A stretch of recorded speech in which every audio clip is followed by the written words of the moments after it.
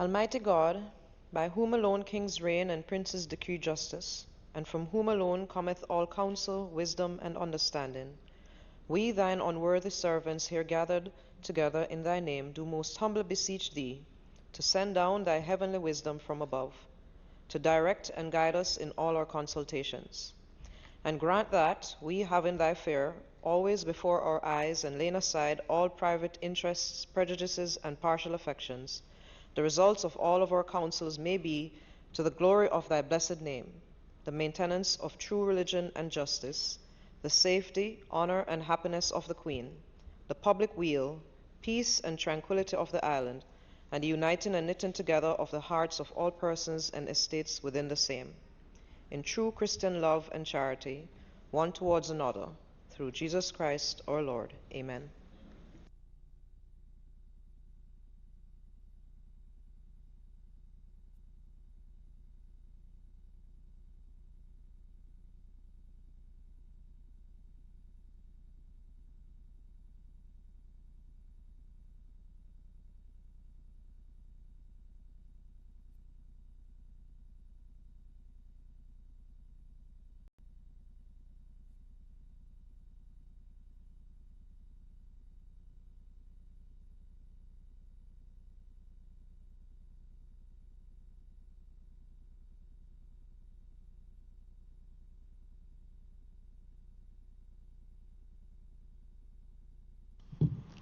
This Honourable Senate now resumes its sittings. I just want to say thank you for all members who have made an effort to get here on time today.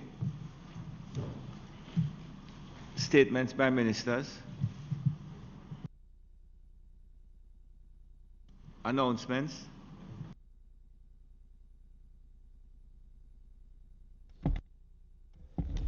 Laid on the table of the Senate today are the following: Ministry Paper number 34 of 2019 entitled Summary Economic and Social Survey 2018 and the Economic and Social Survey 2018.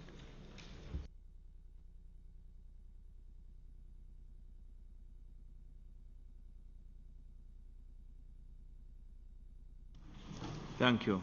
Bills brought from the Honourable House of Representatives. The following is a message from the Speaker of the House of Representatives.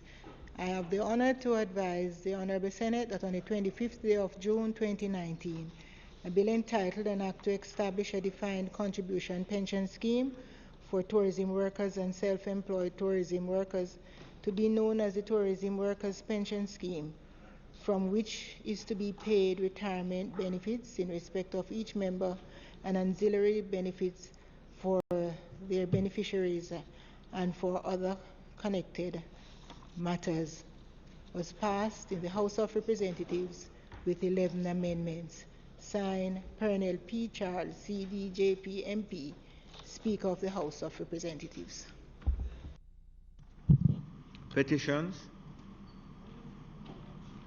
Papers. Reports from committees.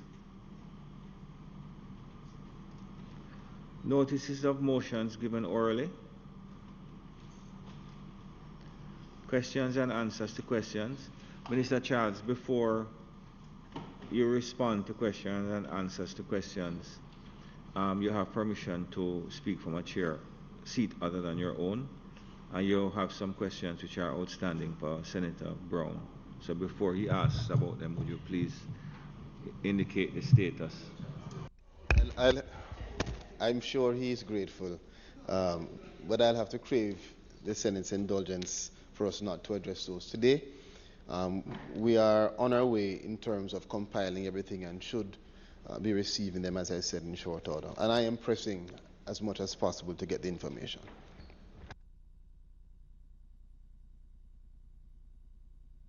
Thank you, Senator. Thank you, Senator Charles. Motions that may be made at the commencement of public business requiring notice. Motions relating to the sitting of the Senate. Motions for leave to introduce bills. The presentation of bills without the leave of the Senate first obtained. Public business.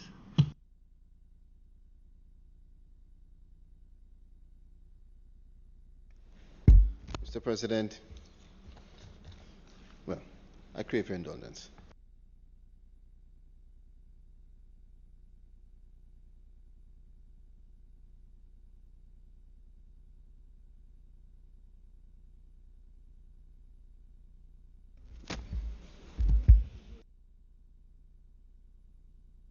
I'm sorry, members, bills brought from the Honorable House of Representatives. The proposal motion is that the item be recommitted. Those in favor? Against? The item bills brought from the Honorable House of Representatives is recommitted. Mr. President, I signify my willingness to take charge of the bills as was delineated by Ms. Curtis earlier. The Tourism Workers' Pension Act 2019 read a first time. Mr. President, I beg to give notice of second reading of the bill. Thank you, Minister. Back to public business. Minister Charles. Thank you, Mr. President. Thank you, colleagues of our Honorable Senate, as today we work together to get through in a timely manner. Mr. President, we will start with the Public Procurement Registration and Classification of Suppliers Regulations 2019.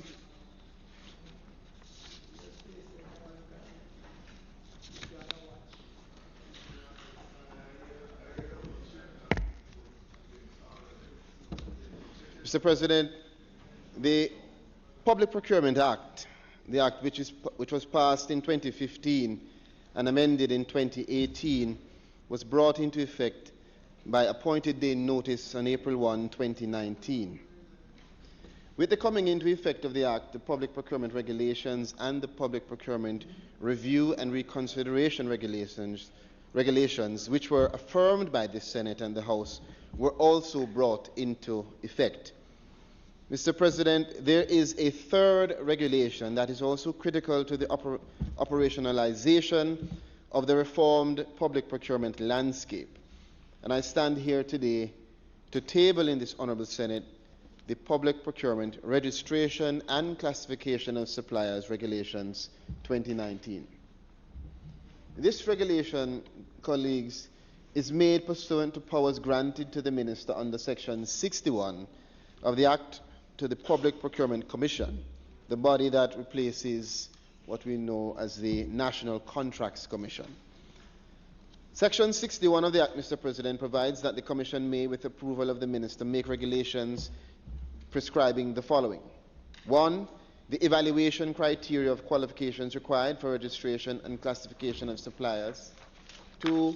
Circumstances in which registration under the Act may be modified, suspended, cancelled, or approved, and the related procedures. And 3. Forms, fees, and content and form of registers. Mr. President, the Public Procurement Commission has submitted these regulations to the Honourable Minister with responsibility for procurement, and he has approved them. Mr. President, the Public Procurement Registration and Classification Regulations 2019 will fully enable the Public Procurement Commission to fulfill its functions of registering and classifying suppliers, continuously assessing suppliers for capacity and performance, establishing and managing also the activities of the sector committees, among other functions. I'll proceed to now look at the regulations, the sections of the regulations. Regulation 1 and 2 address the preliminary issues such as the name of the regulations and set out certain definitions. Regulations 3, 4, and 5 relate to the registration process and include a very simple list of documents that are required for registration towards easing the process of doing business and ensuring inclusiveness of a wide cross-section of Jamaicans, including MSMEs. Mr. President, Regulations 6, 7, and 8 outline how applications for certain categories and grade of suppliers are to be treated, how the interviews of prospective suppliers and the inspections of their business will be conducted, and any change in classification they may want to make. Regulations 9, 10, and 11, Mr. President, address the duration of registration, the payment of registration fees, and outline that a supplier shall not participate in a procurement opportunity unless that supplier's classification and grade qualifies them to participate. It must be noted, Mr. President, that the fees remain the same as the government is keen on stimulating the economy for growth. Mr. President, Regulations 12, 13, and 14 address the issuance of certificates of registration for works, goods, and services and artisans. The modification of registration when required and the suspension of registration if necessary, respectively, are treated with in those regulations. 15, 16, and 17, Mr. President, give the Commission powers to cancel registration. It outlines also the procedure for suspension and cancellation of registration, and it makes provisions for approval of unregistered suppliers, respectively. Regulation 18, Mr. President, outlines the Commission's duties to maintain a register of suppliers to be called the Public Procurement Approved Supplier Register, which is available also for inspection, Mr. President, by members of the public. And this, of course, is critical to ensuring transparency in the process. Regulation 19 and 20 address any amendments that the Commission may have to make to the register and make it an offence to use an invalid certificate of registration, respectively. Mr. President, 3 schedules have been included in these regulations. The first schedule addresses the application forms for the supply of works, artisans, and goods and services, and categories of renewal thereof.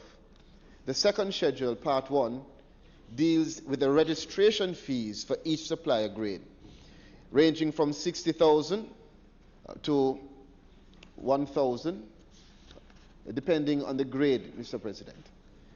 The second schedule, Part 2, gives a very detailed treatment of the specialization of the works, with the works category, outlining for the benefit of the public, Mr. President, the grades in the works category and their contract value limit, the number of years also that the business of a supplier and such related matters. The third schedule provides the certificates of registration, Mr. President, for the works, artisans, and goods and services categories. Mr. President, colleagues, with these regulations, the government intends to continue to fulfill its commitment to maximize economy and efficiency in public procurement, to promote economic development through public procurement, and to obtain value through public procurement. It is also intended to foster transparency and to encourage participation in the process of public procurement. Mr. President, I now invite the members of this Honorable Senate to support the affirmation of these regulations.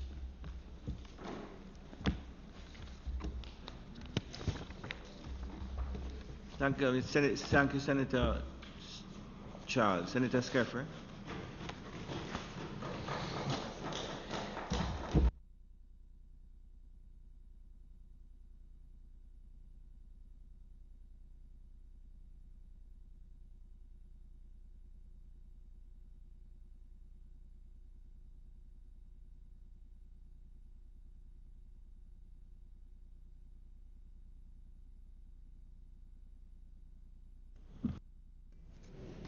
Thank you, Mr. President.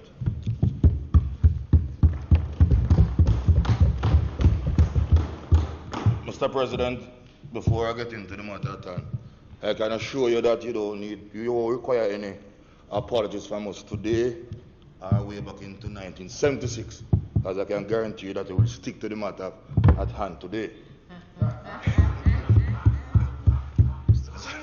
Mr. President, smile.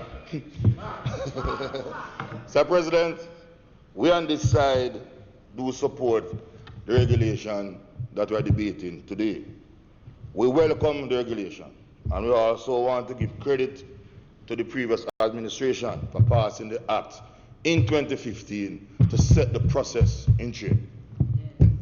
But Mr. President, we still have a challenge in getting regulations quickly to our Parliament.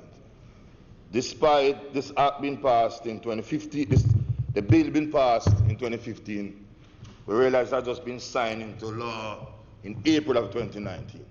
And we are having the regulations now to give effect to the act. And we now need to ensure that we have a situation where we have the regulation coming very close. We still have many bills that have been passed into law and cannot be effectively implemented because of the lack of the regulation. And Senator Morris can speak to the one that is very dear to his heart, the Disability Act. We passed the transport amendment to the Road Traffic Act recently, and we are still, December, time moving quickly. But we are with the regulation. Because let us remind ourselves, Mr. President, that is the regulation that really gives life to the effective implementation of the bills that we pass into law. Many of them are just theory if we don't get the regulation to put practice to that effect so we can make it truly the transformational tool that we want it to be as we move forward. And let us remind ourselves that public procurement serves many purposes. The minister spoke, for example, to obtain value for money. It's the heart of the procurement process and guideline is to ensure citizens will get value for the taxpayers' money, and it's critical. It's also important to promote integrity in the system and to engender public confidence and to cut out corruption in any shape or form. That's what the procurement procedure and the regulation are to protect on behalf of the citizens of our country. It's also need to promote economic development through the proper award of contracts, be it goods, services, or works. The best person, the most qualified person, getting the contract, irrespective of where you are in the political divide or not. It's also seek to promote competition among suppliers and to ensure also unregistered suppliers take part in the process. Encourage national economic growth is also a priority when we pass this regulation today to give life to the bill. And to encourage the participation of small and medium-sized enterprises, Senator Webb. We can't have a public procurement procedure or a process where only the big players believe that they can come to the table. If we're talking about economic growth, we have to look at it from the micro level, and small and medium enterprises must believe and know that they too can participate in getting contracts and on behalf of the people. So it's important. Therefore, the regulation must provide a practical approach as we seek to achieve these objectives. Critical areas of focus in the regulation, as I observe, is this process of registration. It's important that we get the registration right, because that starts the process, and people must believe that fairness will take place starting from this point. Monitoring of its implementation is also important. It's a critical area of weakness in our society if we're willing to speak truthfully. While we award contracts, many times poor monitoring leads to poor quality work. The renewal process is also important, that we do so in a speedy manner, but in a transparent manner, and proper record keeping as we seek to implement these regulations. So, Mr. President, in that regard, I would want to ask the Minister if he can give us an update, as was stated in the bill that was passed in 2015, to the unit that should be established in the Ministry of Finance, the Office of Public Procurement Policy. Where are we with that specific unit? Because it is this unit that will give life to the regulation that we seek to pass today. Without the apparatus to implement the rules and regulations, we will simply just keep on talking, and don't achieve the desired objectives. Has it been established What is the staffing capacity of this unit? And how many members are within such a unit? This is important as we seek to make the act practical in its implementation. Also, Mr. President, we need to remind ourselves that this unit should deal with policy implementation. So they are the ones that will drive the regulations that we're seeking to pass today. They also should deal with training and advice to persons participating in public procurement procedure. Mr. President, the ignorance out there, or let me better say the lack of knowledge, is serious across state agencies, departments and institutions when it comes to public procurement procedures. Many persons are in charge of government resources, taxpayers' resources, just don't understand sufficiently the process of procurement. And sometimes they are in breach, not realizing, but the lack of information and training. And this unit, based on the Act we passed in 2015, should drive this process within the public sector. So if we have not yet established that unit, if it's not fully operational, sufficient staff, they will not achieve the objective. So I know we are still going through the process because the regulation passed today, but I just want to highlight it, that this will be the engine of what we seek to achieve here this morning. So it's important as we move forward and to seek to promote transparency and accountability in the process, Mr. President. Mr. President, also critical to the effectiveness of the regulation is the role of the Public Procurement Commission, and the Minister spoke to that in his opening. We must give true autonomy to this body as it carries out its stated functions. The Commission must be empowered, given sufficient financial resources, staffing, and must be free from political interference, Mr. President, if it is to be true to its mandate in carrying out fairness and transparency in the award of public contracts, be it goods, works, or services. We can't have intermingling, and we can't have any political director or any other state leaders dictating how the Commission carries out its function. That will go to the heart of corruption, what we seek to eliminate, Mr. President. This regulation must also give meaning and a clear pathway to the registration and monitoring process as we seek to ensure prudence in use of public funds, promoting efficiency and integrity, promote transparency, fairness, equity in the registration process of persons, firms, entities, as well as in the award of contracts, Mr. President. We must also ensure that there is continuous assessment, ministers, of suppliers. We need to measure their performance for their capacity and be consistent with the registration and their classification requirements. The sector committees must carry out their various tasks impartially, following all due process. Mr. President, we must ensure at all times that no person, firm, or entity present bids or otherwise participate in the public procurement procedure or process unless they are registered or is an approved and registered supplier. The Commission must ensure that no friend and company business must be involved in the award of public contract, Mr. President. I know this is not clapping for that, Senator Marvin. This goes to the heart of preserving the integrity of the process, Mr. President, and to fight against corruption, which is a serious problem that has plagued and is plaguing our nation for decades.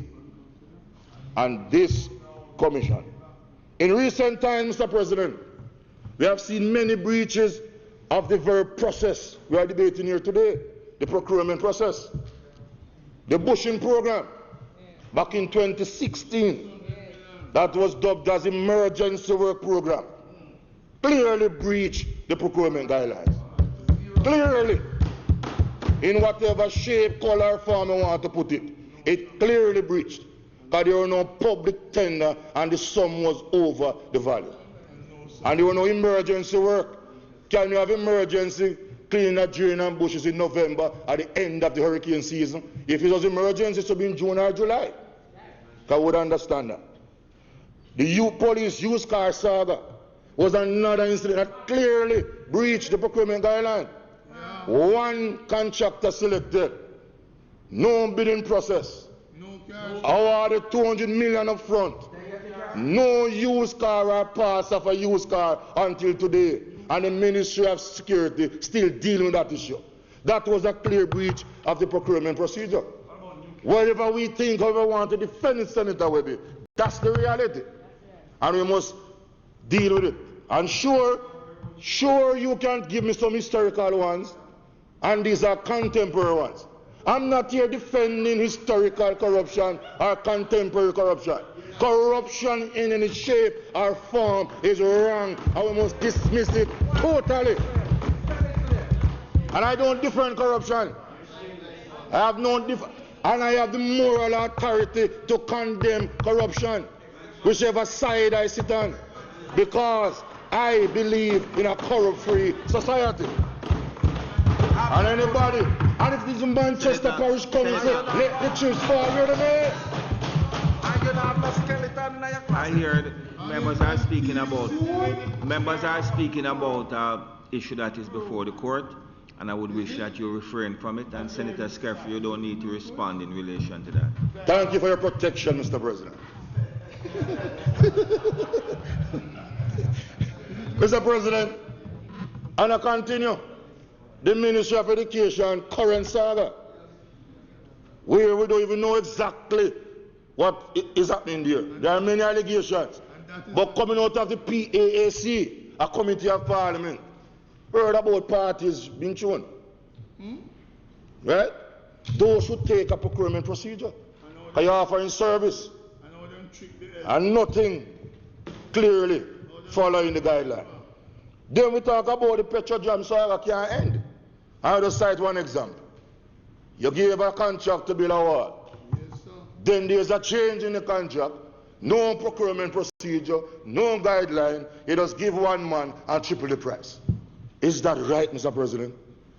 If we're going to pass these regulations here today, and those who are supposed to implement it don't follow due process, we are making a mockery of the very parliamentary procedure that we are part of here today, Mr. President. And all 21 of us in this honorable chamber must unite around corruption and condemn it and seek to get rid of it. Doesn't matter whether we are green, orange, or white. Irrespective of that. And then we have the energy solution national issue, where the managing director was apparently an frolic of her own, was giving contract left, right, and center. And she had to go. These are all clear examples in recent times of the breaches in the procurement process. And we need to, if this regulation is going to restore confidence, then these issues must stop, and stop now, in the interest of the Jamaican people, Mr. President. Mr. President, there's also another practice out there, that we often don't speak about beating the system, the procurement system. And what do I mean by that? We have truncated contracts.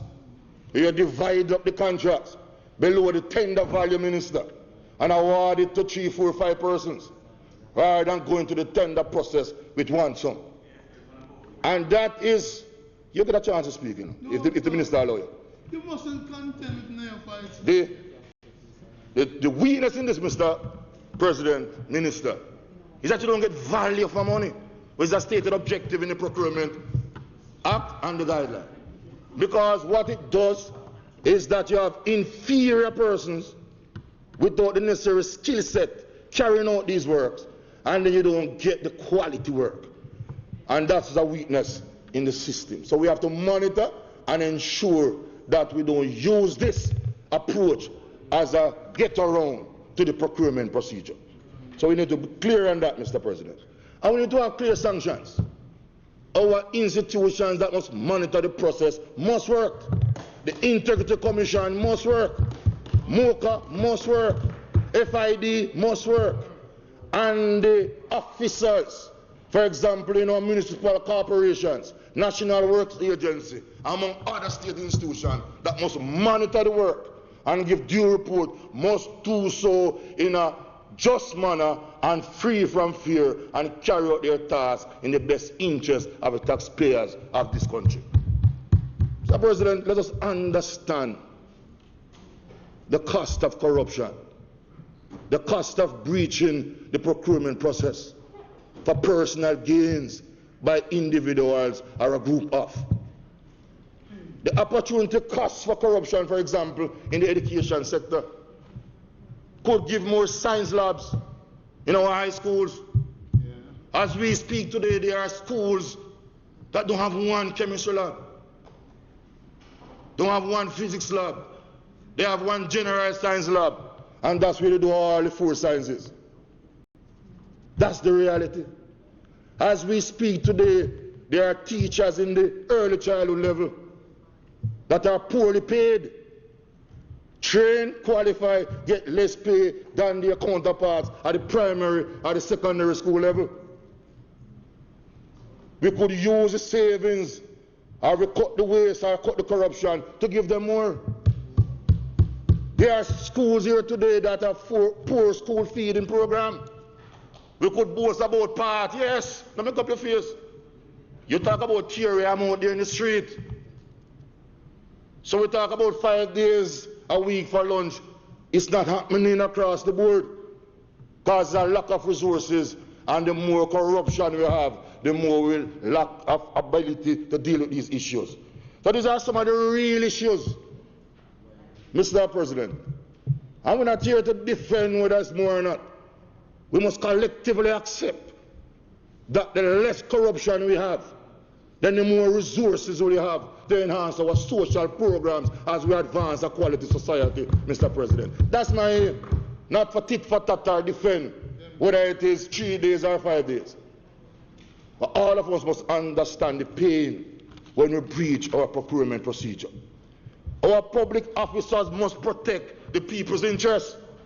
Proper monitoring of work, as I said before. They must provide authentic reports to the state officials when they go out there in the field to assess the work. Don't butcher or doctor anything to justify or suit any contractor. Give the true report to suit the citizens, the taxpayers of Jamaica land we love. We must not let no politician, whatever color, race, class, or grade, take you down a corrupt path. Public officials, civil servants, guardians of the people's interests.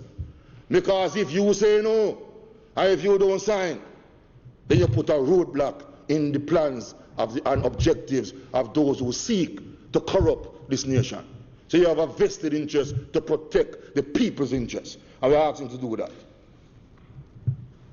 Mr. President, training our public sector workers will be important, and mass public education, so the people understand what the process is about, especially those in the state agencies, as I said before. And we need to ensure that we do this, because oftentimes,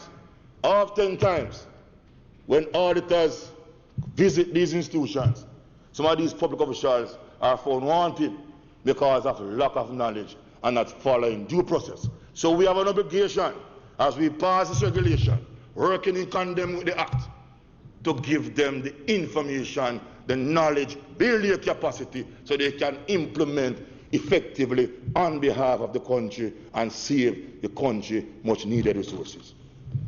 Mr. President, as I wind down, I just want to where is the minister? Consulting with the leader. He's listening to you. I just look at the regulation, some concerns or questions or clarification I seek. For example, on page 3, we talk about registering an applicant. Here C says if you refuse if the applicant is not financially sound. And I'm not clear what does that mean. How do you measure this? Is there a threshold that the applicant must have in a particular bank account to be so qualified? And how would this affect the small and medium-sized enterprises that want to partake in the procedure? So I just need to get some clarification as to what is meant by is not financially sound, and how do you determine this, and what is the threshold for this? Because I know, for example, if you are registered, because it's about registration, when you go to bidding, there's a different set of criteria. You have to have a bid ban from a financial institution to get that particular contract. But what do we mean by financially sound? If I have 100,000, am I sound? Damien might have 10 million. Same lower than me. So we need to clarify, Mr. President, Minister, page 3, what is meant by financially sound. As I move to page 4, also for registration, person not giving sufficient information on time, registration will lapse after 3 months. I'm saying our objective is to seek to encourage registration. And oftentimes, a person not completing the process because they might be waiting on some documents from the very state apparatus, which we know sometimes can be bureaucratic in nature, or very bureaucratic in nature. So I'm saying 3 months, I would say give them more time because we want to encourage them to register. Registration is separate from bidding again. And we need to facilitate as many of our citizens, individual companies that want to be a part of the process, broad-based the process, and I give more time where there are issues to be dealt with. So that's our recommendation, or if not, you can justify why the 3 months. So to enhance my own understanding. In 5, also on the same page 4, number 5, decision to register or refuse to register the applicant, as the case may be. I think you need to add which reasons. If you refuse an applicant, at least the applicant need to know why the refusal. So if I need to come again, I can take those corrective measures. And is there an appeal process when the applicant is being refused, or when you refuse the applicant? Do I have an appeal process? I am the right to appeal your refusal. I'll look through it, I didn't say any, but if it's there, probably I'll overlook it. It can just guide me as I move forward. On page 5, where's that F? Relevant law during the period of 5 years. So the person didn't break any relevant law or convicted in a period of 5 years. What's the magic in 5 years? Why not 3 years, for example? Do you want to punish people for this indefinite long period? Person have committed acts, yes, but they want to get back in society, rehabilitate themselves, and to be a part of everyday life. So what's the magic in 5 years as against 3 years? Just give me some clarification there so I can understand the process. And that is show different aspect in the regulation. I look at page 10.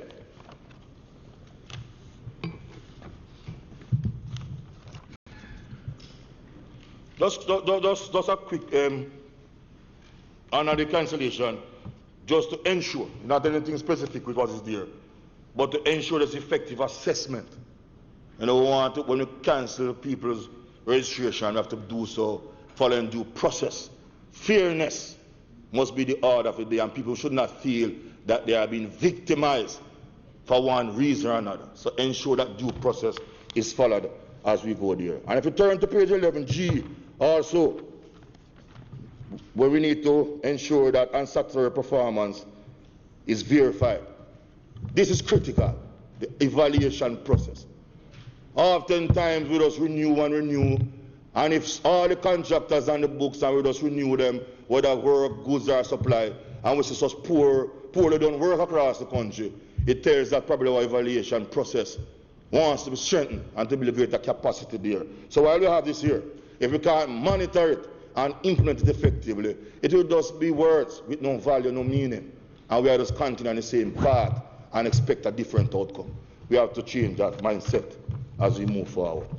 If I look at page 12, in terms of the commission, that you have 10 days, no less than 10 days to reply, and then the commission with reasonable time can extend. You know, while I understand the context, here again I just want to ensure that there's equity in this application. We have a standardized approach in how we determine. And it is not a biased way or a quote-unquote curry-favored way, but we do so based on the data present. And also, we're in the 21st century, Mr. President, Minister, electronic notification by way of emails must be something that we must look forward to as we modernize our system. So apart from just sending the notice to the addresses that was on the registration form, capture emails and also notify them.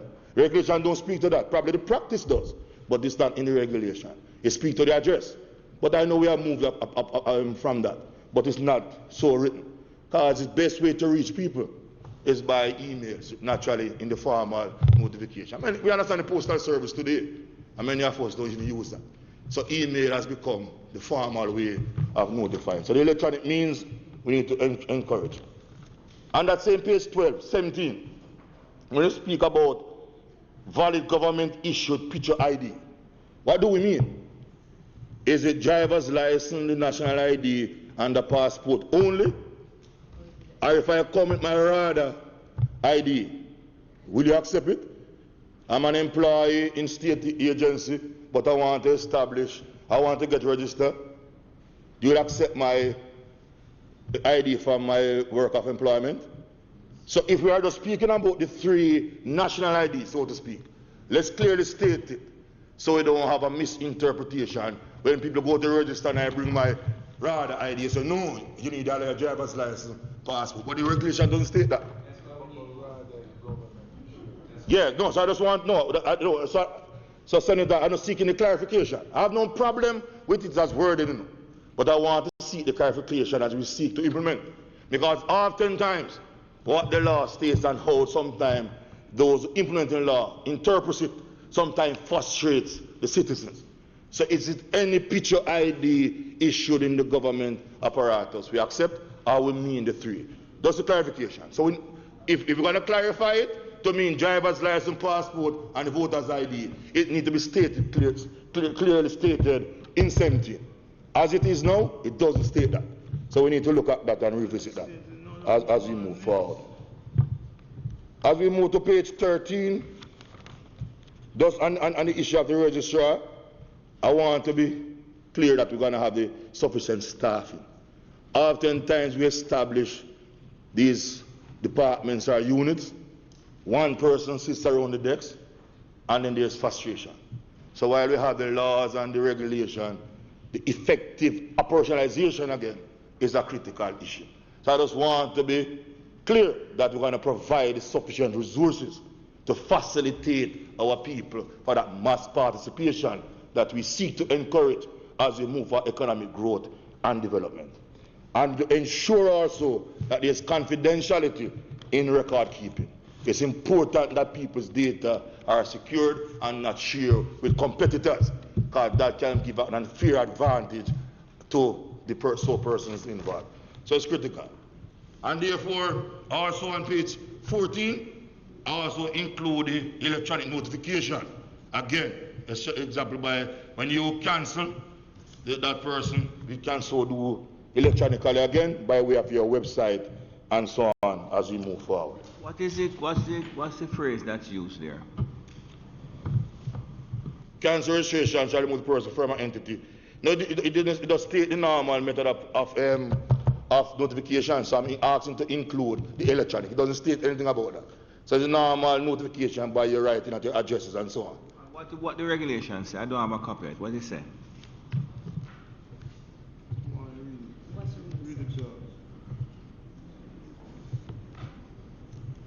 No, it didn't speak specifically to the method, but it goes back. No, man, the cancel the regulation shall remove the person from an entity name on the Public Procurement Commission approved supplier, where the registration has noticed that the Public Procurement Commission approved supplier register contains any outdated or otherwise incorrect particle. The register shall, as soon as practicable, amend the register. So I'm just saying the means of notification, so as to ensure. What I ask is because we were looking at that earlier, and we figured that if it said notification, then it would include. Yeah, from the standing orders committee. So I was trying to see if the word notification is there. Right. And that was followed from what was on page 12 in terms of the notification. So I just want to be clear that we can use not just the formal or the traditional method, but also the modern method of communication. And the first schedule, Mr. President, I noticed that you have for the fees for the different grades for works. You have the same fee being paid for the grade 1 and the grade 2 contractor. I just want to understand the rationale, because the grade 1 contractor would be unlimited in the amount of money that they can bid for, where there's a limit for the grade 2. So why we keep it? So grade 3 and 4 has 2 different variations, but grades 1 and 2, and he who earns more should pay more. I think that is a natural, obvious doctrine. So why do we have the 60,000 for both and at a higher level for the grade 1 contract? So those are some of my... Senator Scaife, you're almost finished? Yeah, man, I'm going to wrap up. Yeah. So, Mr. President, those are some of my observations from the regulation that I seek some clarification on, as we seek to ensure we strengthen the regulation and give total clarity to those who will seek to register. So on this side, Mr. President, we support the regulation, as we said before, because it's a continuation of the process that has started from 2015.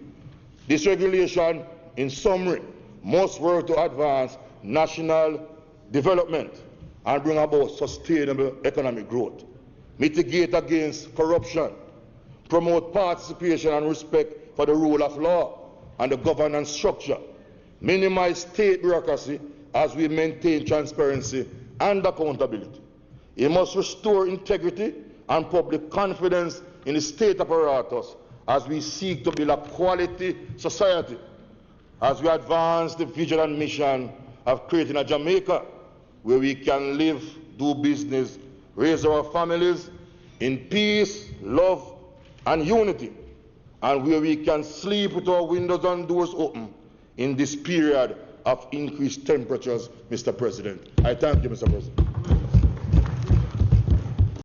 Just to indicate that I wasn't rushing you, but the time had expired and I didn't want to go through. No, I understand, Mr. President. Well, Mr. President. Minister, there are a number of proposals put forward by the Minister. Yes. Just to clarify some of the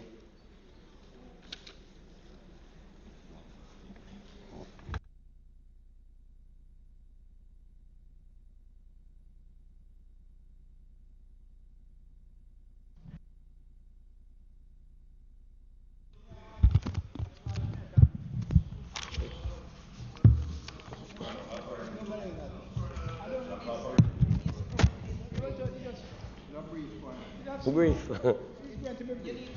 Always brief. Good morning, Mr. President. No. Good morning. I'd just like to add my few cents to the discussion on the procurement. Sorry, thank you, Senator Scaife. Senator Williams. Can you allow me to speak from a seat that is not my own? Just yesterday, I was speaking to a former Prime Minister and at Calabar High School. And it was quite encouraging. I found it very encouraging. And it fits in with what is happening here today. Yes. And he said to me, just casually, but I found it was profound, that when he became Prime Minister, he took a decision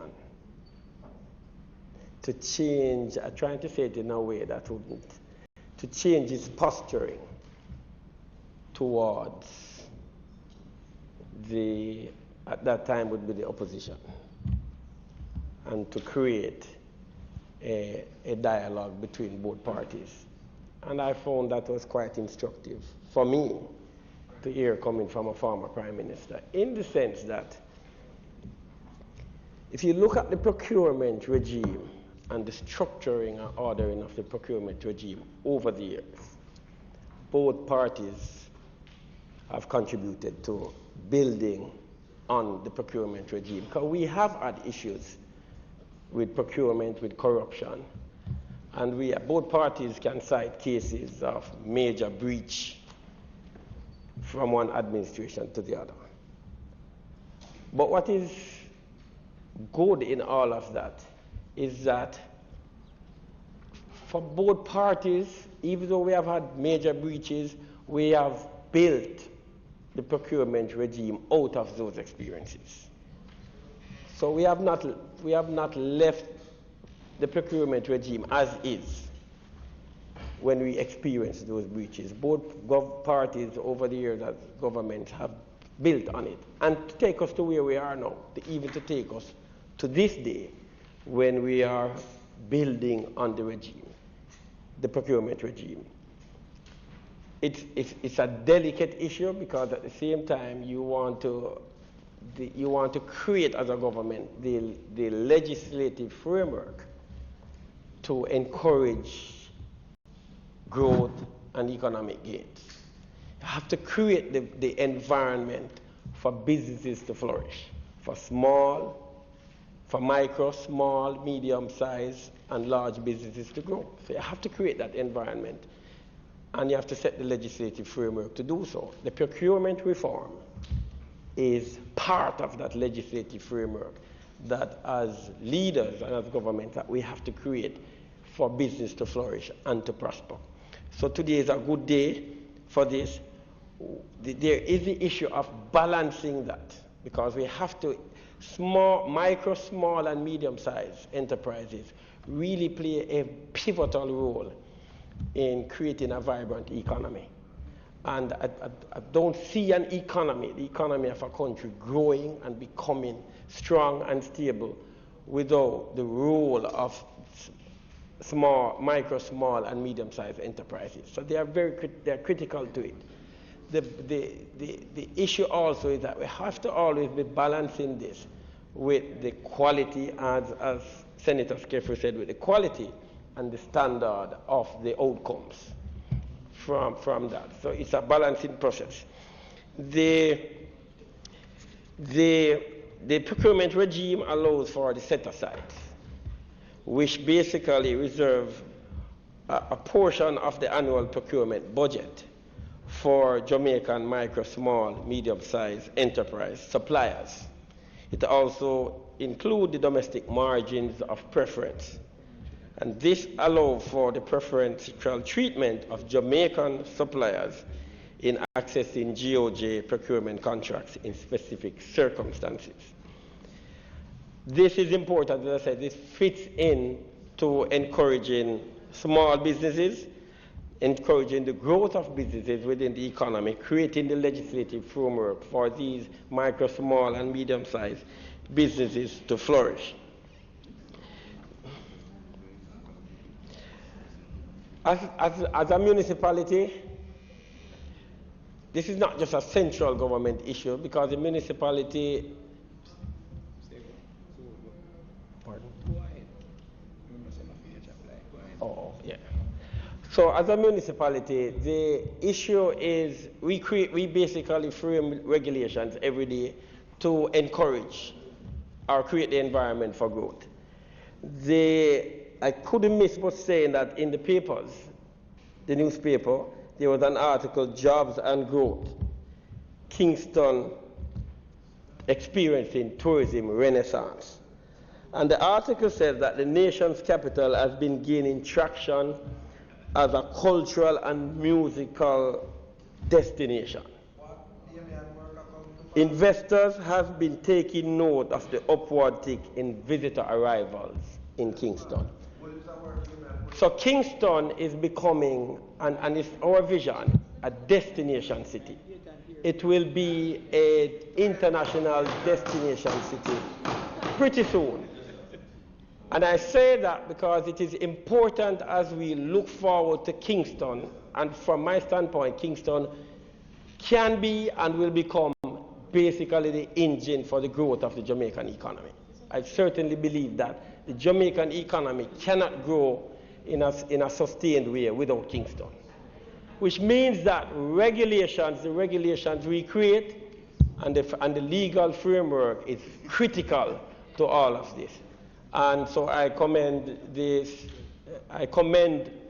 the move forward from the government, but previous governments as we build on creating the procurement, which is going to be very central to all of what is happening in Kingston as we establish the procurement regime and build on it so that we can be seen on the international scene as a mature and stable government. Thanks very much. Thank you. Mr. President, I am so grateful to my colleagues for their contributions. Thank you very much. Just to indicate. Thank you, Senator Williams. Minister Charles. Yes. Just to indicate, Mr. President, that the Public Procurement Commission has been established and is operational. Senator Skeffrey. There are 6 commissioners who are meeting, scheduled to be weekly. Staffing complement of the OPP would be around 11, and there is more staff that are currently being recruited. All of your comments have been taken into consideration in relation to the parameters of the functioning. The issues in relation to the 5 years and so are standard issues that have been accepted. But I do say that you raise some concerns in relation to the actual functioning, which I'll commit to check and to ensure that as it moves through, which I've been advised it is, but as it moves through, that there is the adherence to the necessary due diligence and due process, because what you said is very critical, as well as what Senator Williams alluded to. And of course, it goes without saying that the issues in relation to communication, they communicate by electronic mail, and so that is the normal standard communication across the government, particularly the more contemporary agencies. National ID is the usual: driver's license, electoral ID, and passport. And also, those are issues which are clarified once persons are there. They're defined. But I do advise, I do indicate, do accept that.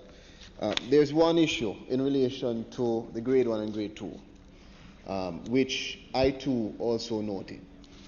It is a policy of the government at this time not to revise any of those fees, but those are things that are being considered for the future, and I want to assure you of that. That said, Mr. President, I do believe that we have made some significant comments on the regulations, and I would ask for the support of my colleagues in having the affirmation of these regulations. Thank you very much. The members have heard the motion and paid appropriate and due notice to the contribution of our colleagues. Useful all. Those in favor? Against? Mr. President, moving swiftly along to the income tax, I rise to introduce the debate on the bill entitled An Act to Amend the Income Tax Act to provide for an increase in the personal income tax threshold, to provide for an initial allowance on capital expenditure in respect of the purchase for renovation of industrial buildings, to give permanent effect to matters previously effected provisionally, and for connected matters. And we know this is cited as the Income Tax Amendment Act 2019. Mr. President, in relation to the 2 primary amendment issues, the 20% initial allowance on capital expenditure, let me indicate, Mr. President, that by way of the Fiscal Incentives Miscellaneous Provision Act 2013, the Income Tax Act was amended to remove the initial allowance on capital expenditure by owners on the purchase of buildings and structures that are being used as industrial buildings or structures occupied by the owner for use in trade carried on by him or her. However, it was subsequently proposed that the Income Tax Act should amend, or should be amended rather, to reflect the new policy directive, which is that there's a 20% initial allowance to be granted on the purchase for renovation of these buildings. The policy further provides, Mr. President, that the initial allowance given to an owner can be recovered, but that is only under particular circumstances.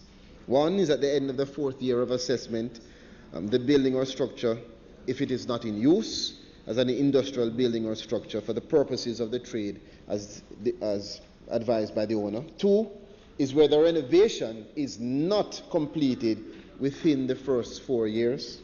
And 3, where capital expenditure incurred in relation to the renovation is less than 80% of the purchase cost of the building or structure. And those are the circumstances where it can be recovered. Very important. Mr. President, this amendment of the Income Tax Act is expected to encourage investment and development in our country. And that is very, very important for our senators to appreciate. And let me also note that the reintroduction of the initial allowances granted on capital expenditure incurred on the purchase of these types of building will encourage the purchase and the renovation and the retrofitting of buildings and structures that have become derelict and that are falling into disuse. Mr. President, in relation to the personal income tax section of the amendments, this measure was recommended on the basis of alleviating the economic hardship which was being experienced by Jamaican taxpayers and workers below the threshold, as well as to provide low-income earners with additional disposable income. Part of this measure was also in respect of an increase in the income tax rate from 25% to 30% for individuals whose statutory income was in excess of $6 million. Mr. President, the increase in the income tax threshold was implemented on July 1st, 2016 by way of a provisional order pursuant to Section 3.1 of the Provisional Collection of Tax Act. Pursuant to the Act, the order was confirmed with modifications and extended for a further 3-month period. However, since the period of confirmation with modification and extension, the order has lapsed and the collection of tax now needs to be validated. It is further proposed, Mr. President, that the government and all those persons who acted in good faith on behalf of the government in collection of the tax be indemnified from that date, July 1, 2016, and ending on the commencement date of the amendment of the Income Tax Act. Mr. President, this amendment to the Income Tax Bill seeks to amend Sections 13, 30, 67, and 68 of the Income Tax Act in relation to the increase, as I said, in the personal income tax threshold. And the first schedule, parts 1 and 2, treat with the 20% initial allowance on capital expenditure. So we'll look briefly, Mr. President, on the amendments to the bill. Clause 2 amends the Section 13, as I said, regarding the deductions that are allowed.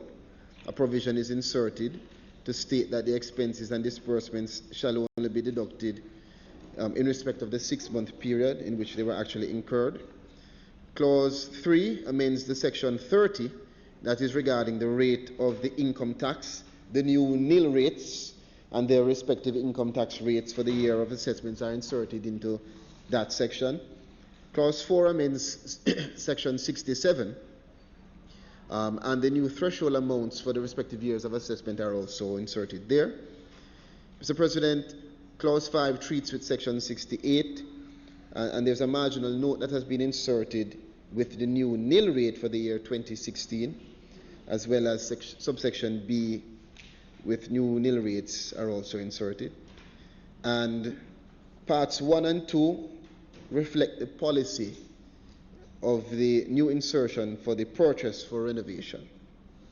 In part 2, Mr. President, there's also a new subparagraph that has been inserted to state that the initial allowance in relation to the purchase for renovation shall only be made to the owner if the building or structure is brought into use as an industrial building or structure during the first 4 years of assessment. And you will recall, colleagues, those conditions that I stated upon which we could recover, the circumstances upon which we would be able to recover. Mr. President, in keeping with the policy intent, new insertions were made to state the circumstances under which the initial allowance will be recovered. And we went through those. I'm just going to restate very quickly. If after 4 years it's not in use for the particular type of trade as indicated, can be recovered. If the renovation is not completed, can be recovered. If the capital expenditure is less than 80% of the purchase cost of the building, can be recovered. Mr. President, the bill contains also the validation and indemnity clause of which I spoke earlier regarding the lapse of the provisional order, and it has a detailed memorandum of objects and reasons which indicates, among other things, Mr. President, that a decision has been taken to amend the Income Tax Act to give the permanent effect to the terms of the provisional collection of tax, which is to encourage the purchase and the renovation and the retrofitting of industrial buildings and structures that have become derelict or fallen into disuse, as well as, Mr. President, to validate and confirm as lawful the imposition and the collection of the personal income tax pursuant to the provisional collection of tax order of which I spoke. Critical issues, Mr. President, and a reflection of the government's drive towards making use of its assets.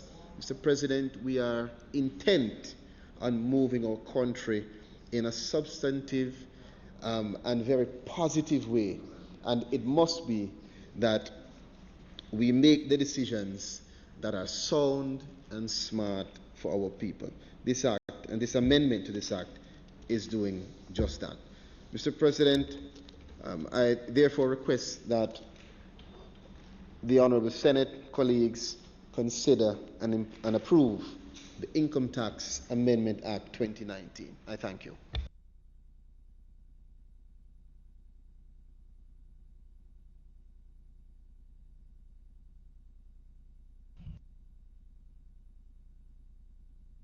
Thank you, Senator Charles. Senator Morris. Mr. President, I rise to make a brief intervention in this debate, and we on this side have no problem with the bill, and you know, we are very supportive and cooperative with a leader who demonstrates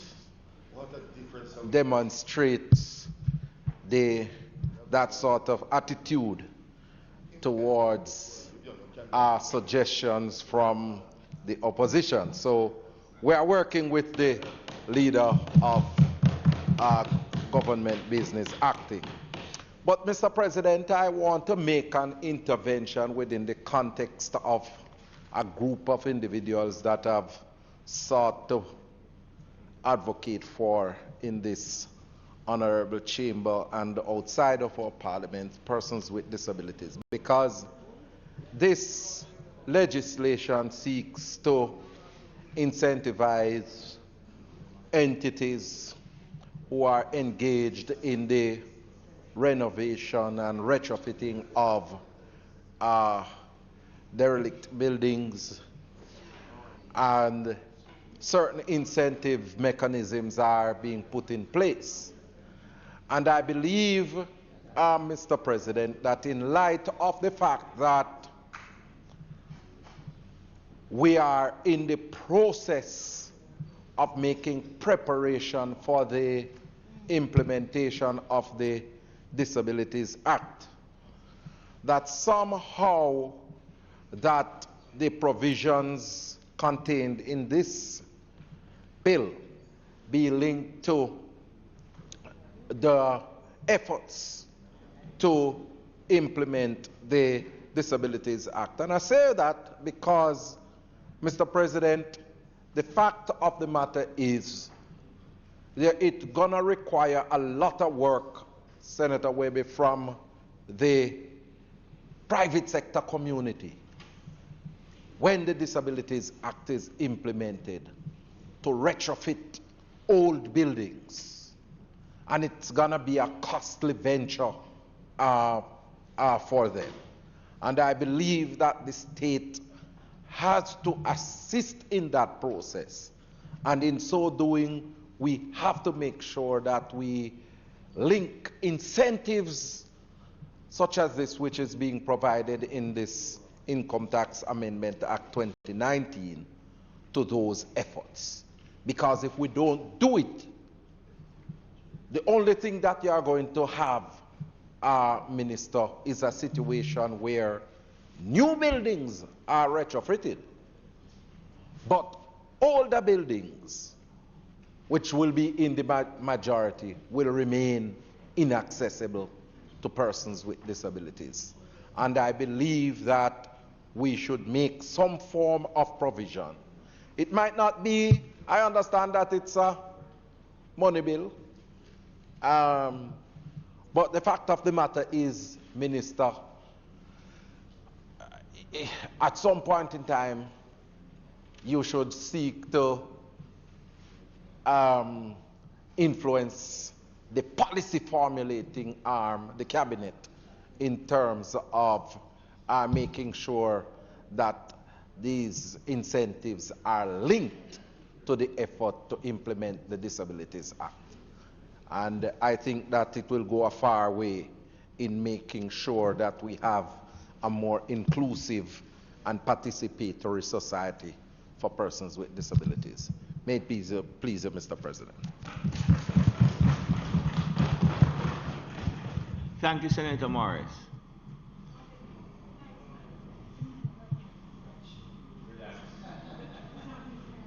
Hello.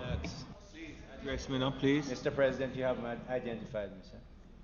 Thank you.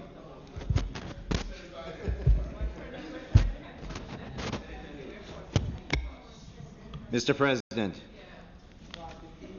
it's indeed my pleasure to rise to support this bill, the amendment to the Income Tax Act. But before I just get right to the point, it'll be very short because I know my minister has to travel. Just want to mention that there is something that I agree with Senator Skeffrey on the other bill and across the government, and it's that we must digitize the government. I have been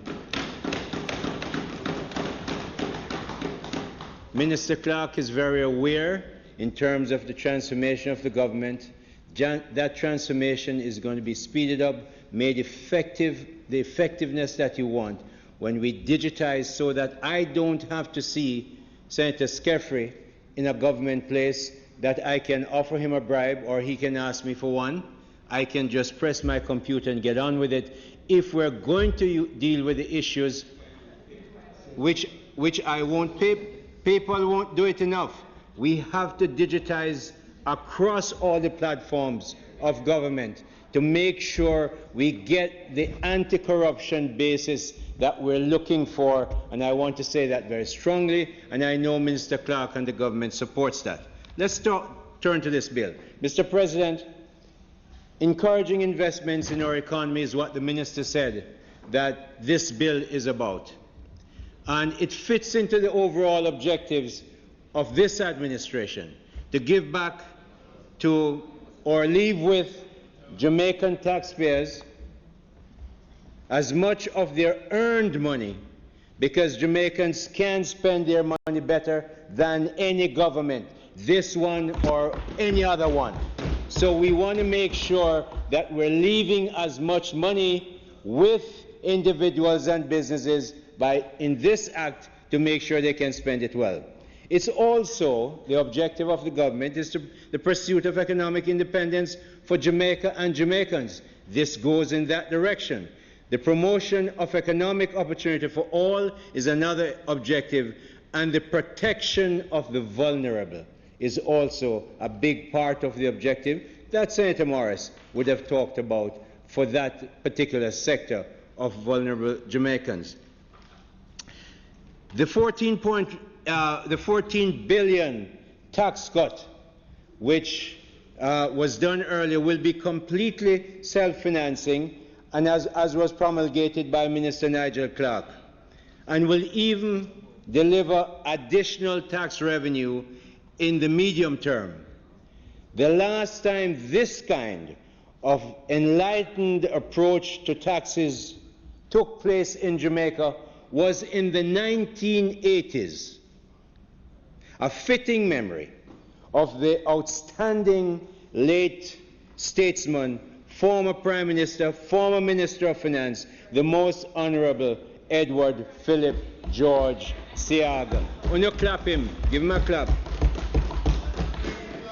These amendments to the Income Tax Act, Mr. President, is in the same vein and a continuation of objectives that I've outlined above. These amendments are part of the commitment for the blessed, part of the continuum of that, Senator Sceffrey, blessed, growth-inducing tax continuum included getting additional taxes called, you know what it's called, that 1.5 million tax cut. This is all part of that. All part of the continuum, all part of the continuum by Minister Shaw that said no new taxes, Mr. President, and part of that continuum which we talked about for the 14 billion by Minister Clark. And so as, yeah man, the 14 billion by Minister Clark is all part of this as an amendment. But I'm closing. I'm closing because I'm coming back. I'm coming back in the near future. This, yes, yeah, man, we're cooperating. This act, gentlemen and ladies of the Senate, is to make sure Jamaican companies keep a lot more of what they earn. They know how to spend and save it better than the government. However, the government is not giving a blank check in these amendments. If they don't spend it the way they say they will spend it, if they don't spend it in the time that they say they will spend it, the government has the right to claw it back. So we're not giving any tax cut, we're giving a tax amendment to make sure people invest in decrepit buildings, lots of them downtown. And Mr. President, because of the objective of this act, I strongly and happily support it. I strongly support it. Mr. President, may it please you. Thank you very much.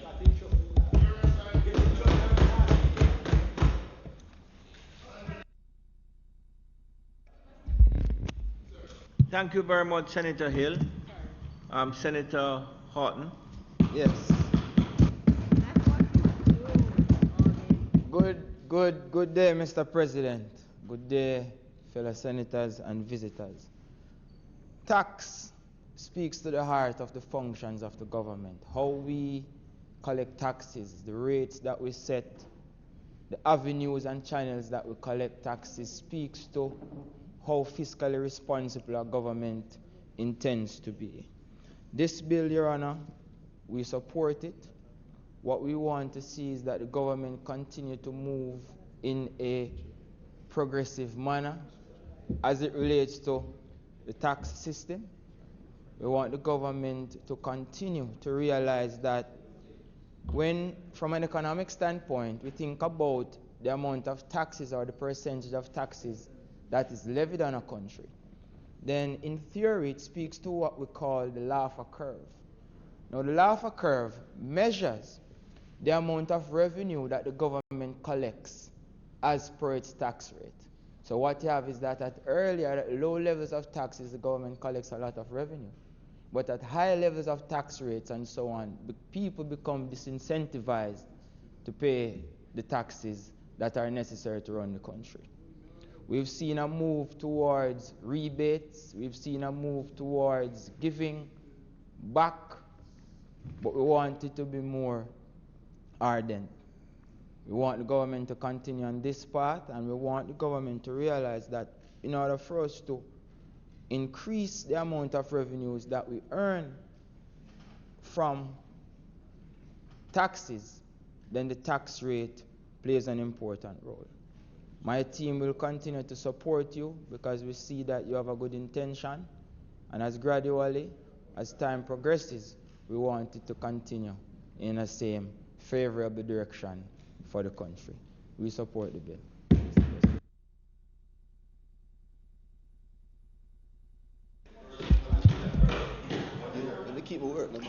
Thank you, Senator Horton. Mr. President. Minister. Yes, my colleagues on both sides, have said it all. In that regard, Mr. President, I ask that we move to the bill being read the second time.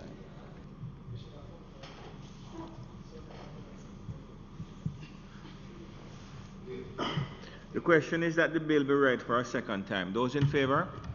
Against?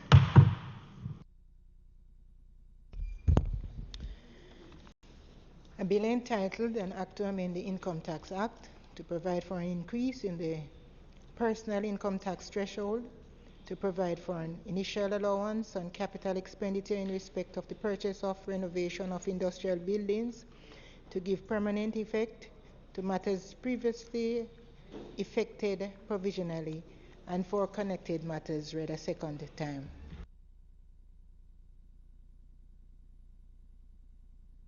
The Senate will now resolve itself into a committee of the whole Senate to consider the bill clause by clause.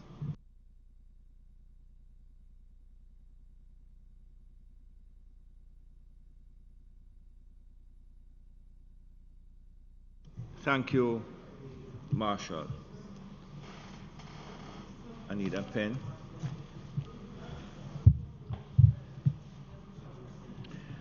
I put clause 1. Those in favor?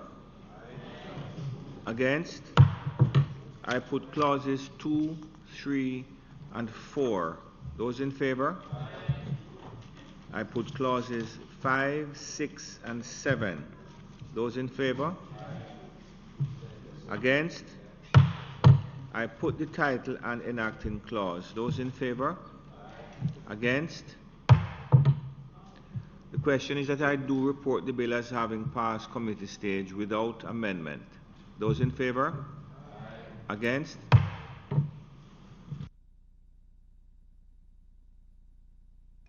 Mr. President, I now ask,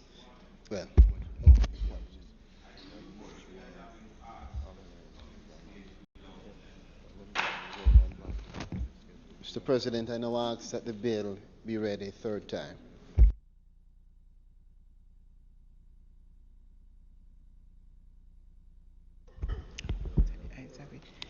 A bill entitled An Act to Amend the Income Tax Act to provide for an increase in the personal income tax threshold, to provide for initial allowance and capital expenditure in respect of the purchase of for renovation of industrial buildings, to give permanent effect to matters previously effected provisionally, and for connected matters read a third time and passed. Thank you very much.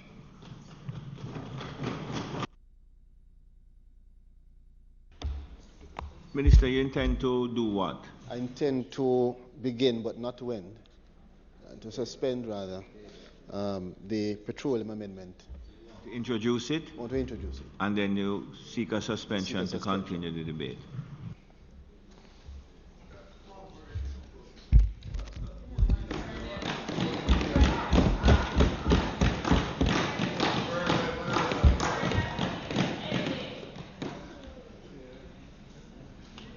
Mr. President, the bill before this honorable Senate today seeks to integrate the functions of the Petro-Caribbean Development Fund into the Ministry of Finance and Public Service by repealing Part 3A of the Petroleum Act. Mr. President, the bill also seeks to transfer the rights and obligations of the Petro-Caribbean Development Fund to the government of Jamaica. Before conducting the brief clause-by-clause examination of the bill, it is important to give a background on the development fund, which we'll refer to as the Petrocarib Fund, and the reason why we are seeking to pass this amendment, which is critical. Mr. President, colleagues, the Petrocarib Fund was established as a body corporate by the government of Jamaica pursuant to an amendment to the Petroleum Act in 2006. Under Part 3A of the Petroleum Act, Mr. President, the fund was charged with the responsibility of managing, inter alia, the proceeds which accrued to Jamaica under the Energy Corporation Agreement, the Petrocarib Agreement, entered into between our government and the government of Venezuela. The functions of the Petrocarib Fund, Mr. President, also included receiving loan payments from borrowers from the fund, receiving other proceeds which might accrue from the investments of the fund, financing projects and programs, and settling debt service obligations of Jamaica for the purchase of oil and the petroleum products under the Petrocarib Agreement, or any other bilateral agreements between Jamaica and the Republic of Venezuela. Mr. President, the Petrocarib Fund has fulfilled its mandate.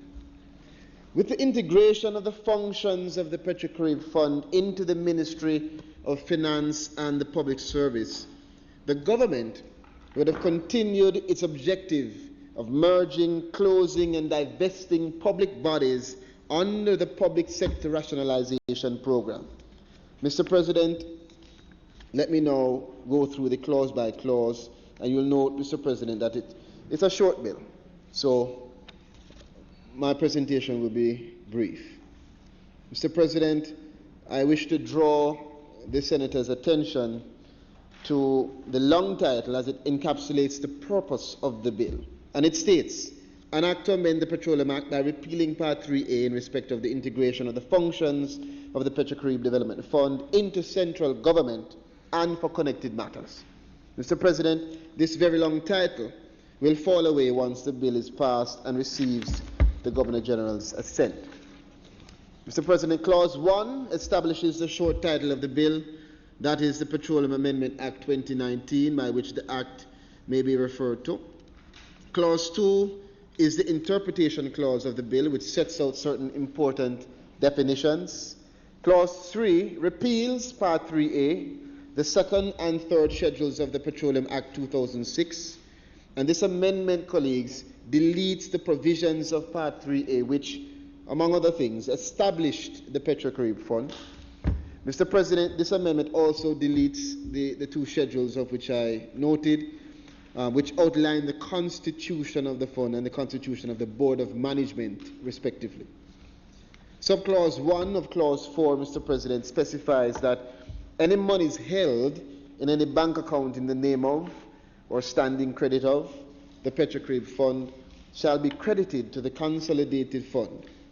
And Mr. President, colleagues, will note that any monies paid into the consolidated fund on behalf of the Petrocarib Fund must be used in the payment of any existing liabilities of the fund. Subclause 2 sets out that all monies which became payable to the Petrocarib Fund are to be paid into the consolidated fund, and this refers to the monies which became payable to the fund before or after the Act becomes operational.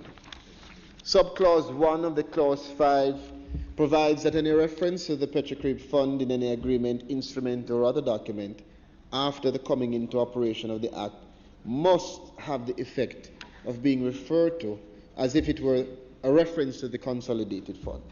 Subclause 2A and B address the issue of those agreements and instruments which the Petrocarib Fund entered into before the coming into effect of this Act. And it's important to note, colleagues, that the government of Jamaica will be substituted in place of the Petrocarib Fund in all agreements and instruments to which the Petrocarib Fund was a party to before this Act was brought into force.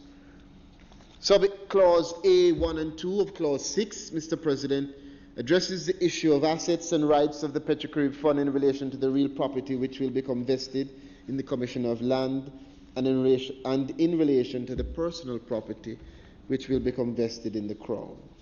Mr. President, subclause B, C, and D of the Clause 6 addresses the issues regarding the existing liabilities of the Petrocarib Fund, which will become the responsibility of the Crown.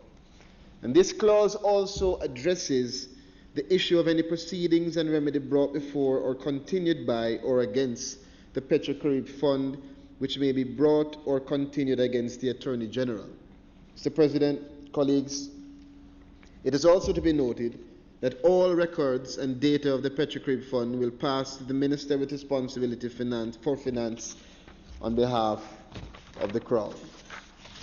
Clause 7 provides that the functions of the Petrocarib Fund and the Board of Management will be performed by the Minister with responsibility for finance on behalf of the Crown. And Clause 8, Mr. President, is a savings clause, and it saves, among other things, any existing contractual obligations, rights, assets, and liability of the Petrocarib Fund. Finally, Mr. President, colleagues, the Memorandum of Objects and Reasons provides an overview of how the Petrocarib Development Fund was established as a body corporate by way of an amendment to the Petroleum Act in 2006. The contents of the bill, Mr. President, will give effect to the decision to reintegrate the Petrocarib Development Fund into central government. Mr. President, as I mentioned before, the passing of this bill entitled the Petroleum Amendment Act 2019 is critical, and therefore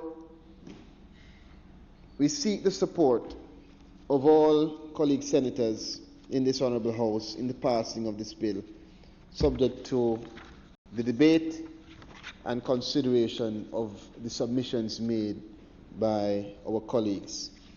At this time, Mr. President, I would ask for the suspension of the debate, which will be placed or put to a date next week for us to complete the debate on this particular bill. The question is that the debate on the bill entitled an act to amend the Petroleum Act be suspended for a date to be fixed. Those in favor? Against? Minister, is it intended to do any further business today? It is not intended to, but I want, Mr. President, if you permit me, to just express sincere gratitude to my colleagues on that side, on this side as well. But in particular, on that side. And I want to just very genuinely say that when it boils down to our duties, I'm confident that every single one of us as 21 have the right goal in mind. And I want to thank you for working with me today based on what you know. Really appreciate it.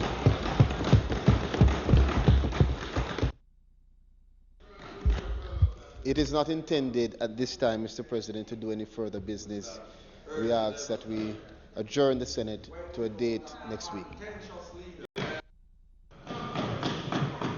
Just before I adjourn, I just say what a pleasure it is to see you, Senator Brown. Oh boy. The question is that the Senate be adjourned for a date to be fixed. Those in favor? Against? This Honourable Senate now stands adjourned.